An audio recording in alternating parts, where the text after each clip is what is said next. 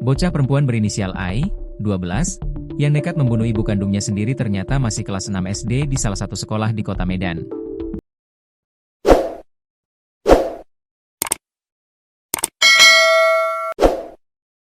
I awalnya disebut kepala lingkungan setempat sudah SMP.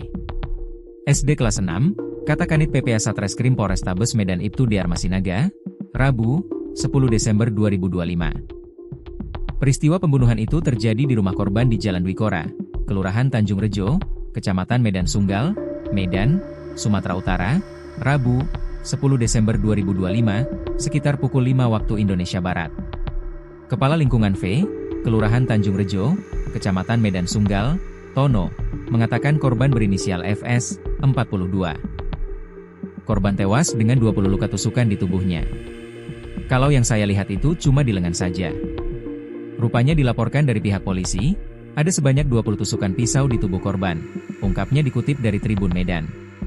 Tono sempat menanyakan kepada Alham, suami korban, mengenai permasalahan yang terjadi hingga berujung pada kematian. Saya tanya ayahnya, dibilang semalam, sebelum kejadian, karena kakaknya itu dimarahi sama korban. Jadi, adiknya itu, tahu, katanya. Ia menyebutkan, di dalam rumah tersebut hanya ditempati 4 orang, yakni ayah, ibu, serta 2 anak perempuannya yang bersekolah di SD dan SMA.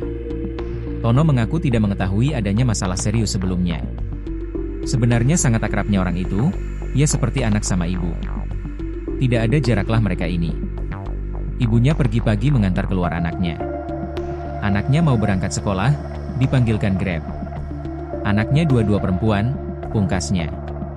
Pelaku telah diamankan. Kasatreskrim Polrestabes Medan, AKBP Bayu Putro Wijayanto, mengatakan, pelaku telah diamankan dan sedang menjalani pemeriksaan intensif.